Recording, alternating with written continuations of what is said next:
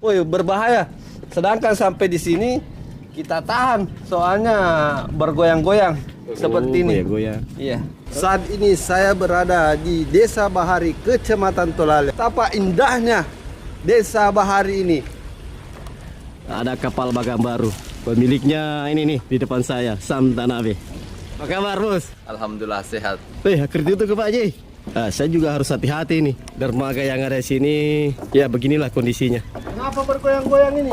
Oh, berarti ini Nah. pengaruh ombak ya?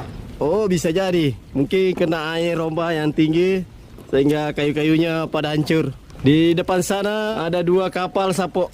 Kapal pagai atau biasa dikenal dengan kapal pukat cincing. Kita harus ekstra hati-hati untuk mendekat. Kapal pagai nelayan milik salah satu masyarakat yang ada di Desa Bahari. Nama kapalnya Junita. Dan di sana kapal baganya. Sampai di mana kita bisa mengunjungi dermaga ini dengan kondisi seperti ini.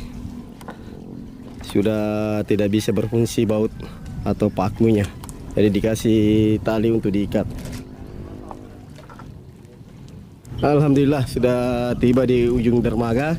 Kenapa Anda sampai ke sana? Meragukan, soalnya saya ketakutan lihatnya ini. Jadi Waduh. mohon maaf Sapo, saudara-saudara pemirsa yang ada di seluruh Nusantara. Barangkali hanya sampai di sini kita lihat dulu keadaan kapal, keadaan desa, lautan dan bagang yang ada di sana. Bagang baru yang belum beroperasi.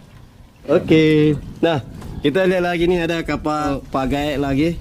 Namanya Kerinci. Nah, ini kapal pagainya memiliki operasi di Teluk Bone. Biasanya kapal pagai yang ada di Tolala angkat pagi hari dan pulang sore hari, jadi tidak bermalam.